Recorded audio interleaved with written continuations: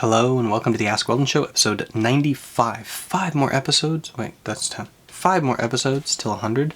I don't know what we're going to do yet, but start putting suggestions down below for what you think would be an awesome celebration. Okay, it's really late. I had a full day of shopping. I just got my Bluetooth headphones, which are charging down there. I'm going to do a review for them on my other channel, my personal channel. You can see that here. If the video's not up yet, just subscribe and you'll get it when it comes up. Okay. Let's dive into the show. First question today from Alex Munn. Number. I'm assuming it's his telephone number and he wants single women to call him. So here it is, 480422226. Maybe a little bit long for a cell phone number. And he asks, hello, I'm currently a Diamond 4, Diamond 380 carry main.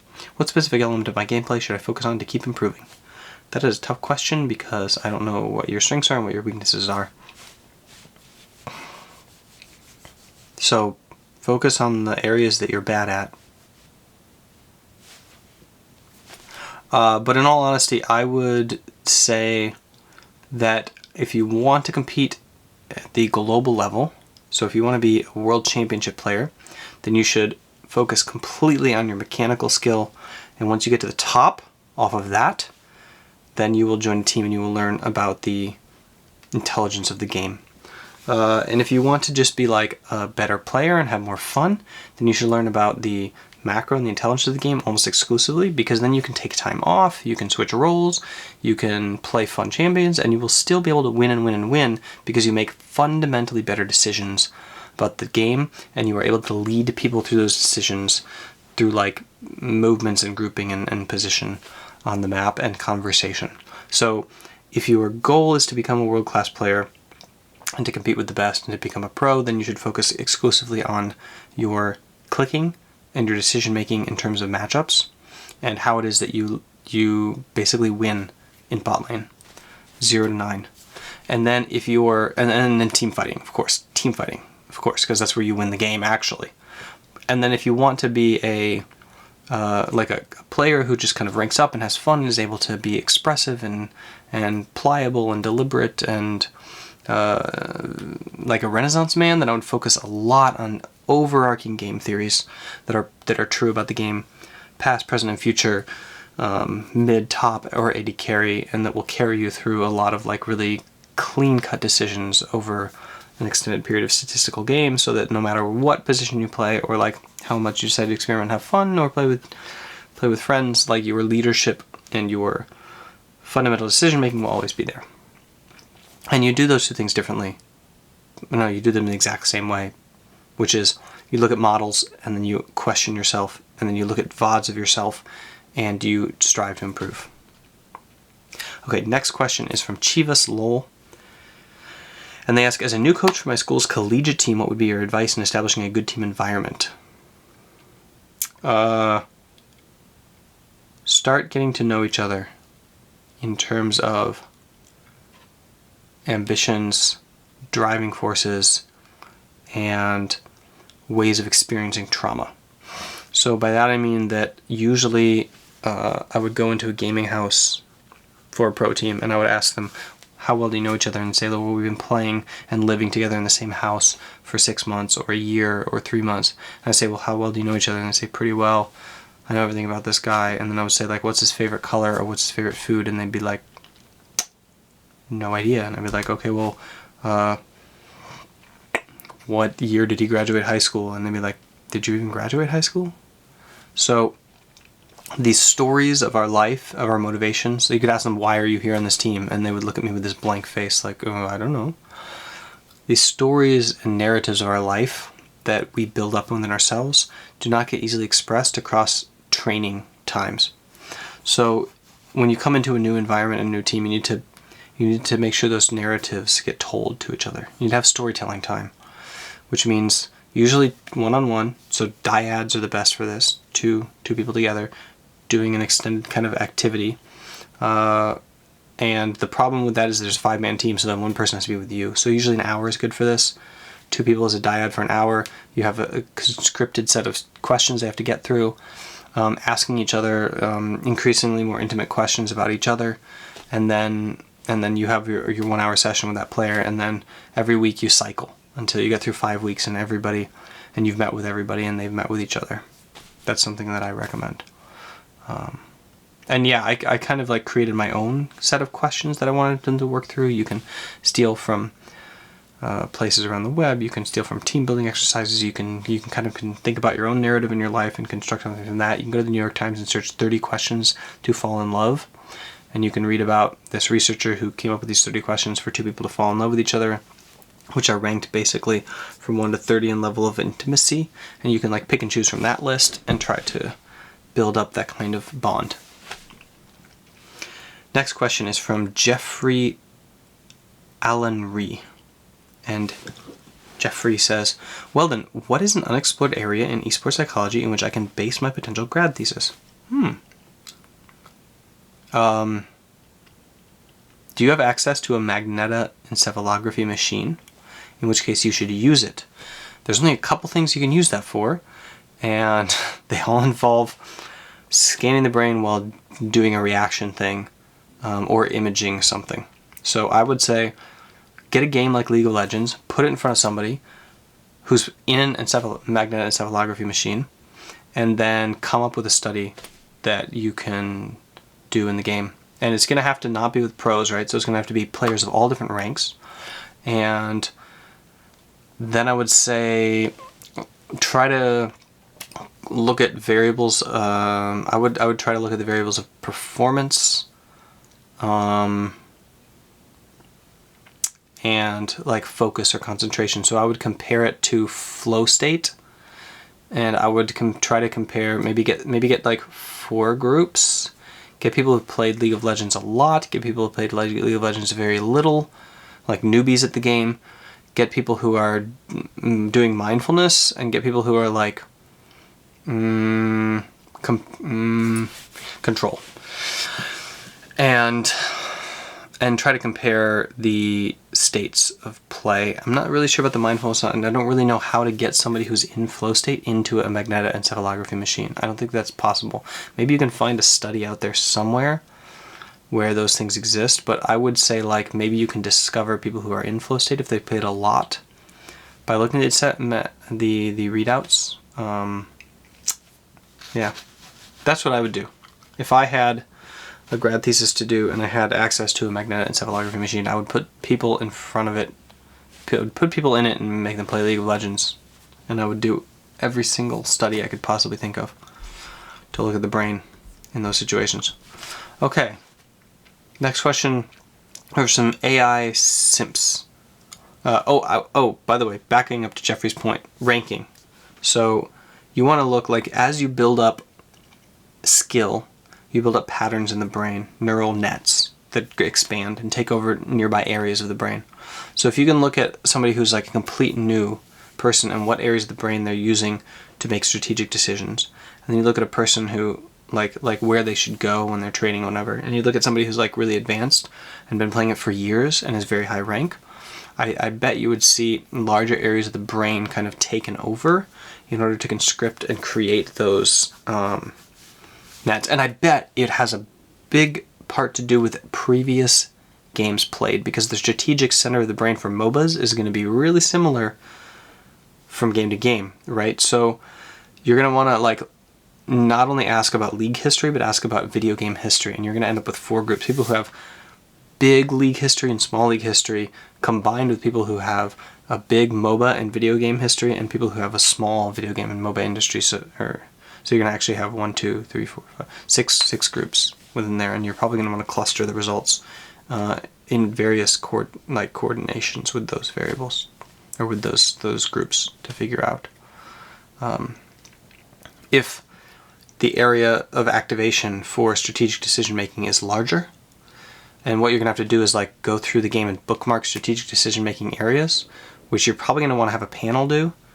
It's going to be really hard actually because you're going to have a lot of footage, and you're going to have to look through the game and like say like, okay, strategic decision, but that's going to be so challenging to determine when is a turn or a strategic. In chess, it's easy. It's not so easy in League of Legends. That's going to be challenging. Well, look at similar studies done with magnetoencephalography in like games or video games, if you can, or chess, and try to figure out, or talk to your supervisor, figure out how you would measure that. Okay. AI Simp says, I play in a university LOL team league with a team of mid-platinum players. What is the best thing we can improve on as a team? I would say your mid-game. So look at your game from 15 minutes to 23 minutes, and I would say like that trench of inactivity where usually the dragons are going to be, the first tower is going to be down, the easy objectives are going to be off the map, the laning phase is going to be petering out, but the Baron focus is not around yet, and there needs to be a couple things that happen in that area that are very precise that don't usually happen. First of all, at exactly 20 minutes and onward, you need to have vision of Baron. So you have to be playing to that side of the map with your strong side. You need to put your duo there, and you need to have your TP on the opposite side of the map, and you also pretty much need to make sure that you have like a TP window and you respect it when you don't in that lane setup. So that's really challenging because a lot of times you have to force a lane setup that you don't necessarily win at first, which can be troublesome. So you're going to have to like force your lane setup and then push them out. Luckily, they should be trying to do a very similar lane setup. It could be, for example, that your two is mid and your mid laner's top and your TP is bot, but if you don't have TP up, you might swap that depending on the lane assignment. So it can be a really challenging lane assignment there at 20 minutes to try to figure out, especially based on what your opponent is doing. The second thing is what to do at 15 to 20 minutes when you're kind of like waiting for that period to begin, but laning phase is kind of ending so they could group. You need to really intensely track what they're doing. You need to respond very well, and you need to set up strong lane assignments and try to push your advantage into their buffs and into their jungle and past the river. So offensive vision, because usually when a tower goes down, which it should be down by now on either side, like the best way to track the jungler is to get offensive vision so you know where they aren't. Rather than to try to get defensive vision on your side for your weak side, or the side where your jungler happens to not be at the time. If you can get vision in 3 quadrants, so you can get vision in their offensive quadrant and your you can get vision in their offensive quadrant and your defensive quadrant, then you have vision because you have this black hole in your defensive quadrant on the strong side of the map. Strong side meaning where your jungler is. So then you have like vision of 3 quadrants, so you know where their jungler is, which means you can play the game so much more powerfully. So that's like a prerogative during that kind of like period, is trying to figure out how it is to acquire that vision. Okay, then after that point, for the next 4 or 5 minutes, you want to like you want to manage waves well and play for objectives and play your own Baron until you can secure it. Good luck. Okay. Next question is from Tom Loves Kittens, and they ask, you have said it's best to main one champ and gain mastery with it. Can you climb in any role with any champ with this mindset? I think so. I don't think there's any champ in any role that, I mean, okay, maybe ranged marksman would be tough. Ranged AD carry would be tough to play some sort of melee champion, and it might be tough to play a physical damage champion in a place like mid lane, where you're expected to bring magical damage, and so you end up imbalancing the team's like damage ratio too heavily toward the physical side, and then like the other team has a better chance to win. So some of those can be challenging, but I would say like and then jungle clearing can be more difficult for some champions than others. No, I don't think you can do any champion in any role, but you can do most champions in most roles.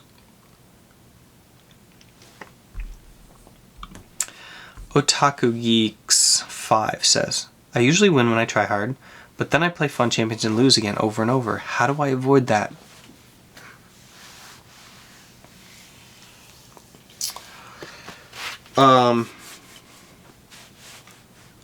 Well, let me do some simple correlation here. You usually win when you try hard. And you're trying to avoid losing, which you do over and over again when you play fun champions. So my recommendation would be, let me think about this here for a second. It could be either try hard or play for fun, but I'm not sure which one is the correct. I think you should play for fun.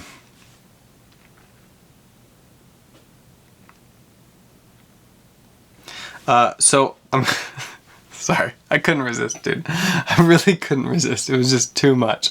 Okay. In all seriousness, I think your question is, how do I play for fun and not lose over and over again? And the answer is, you're not good enough to play for fun at your ranking and not lose. Ergo, you can either get better mechanically or you can get better strategically so that when you're playing for fun, you are at the correct ranking. Or you can lose down to your fun ranking and then play there for fun. But the number one question you should ask yourself is, what do you value most? Do you like playing for fun more, or do you like being high ranked more? And then if the answer is, I like being high ranked more, then you try hard. And then you don't complain when you play for fun and you lose.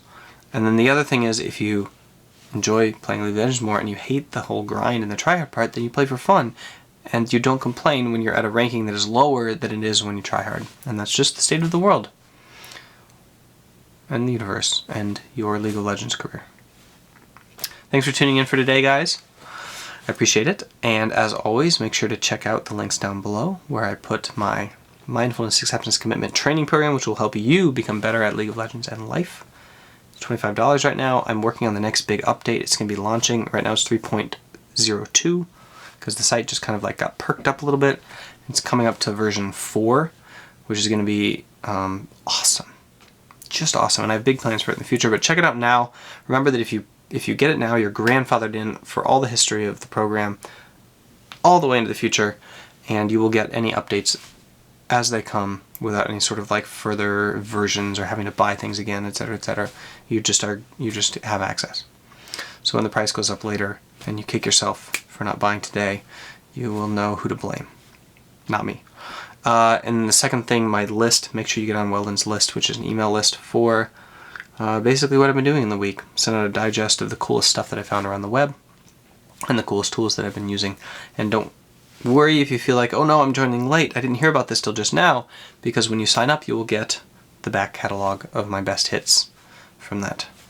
And finally, the 5-minute journal, which you should check out if you're looking for just a really simple tool to give you crazy levels of resilience with only 5 minutes a day.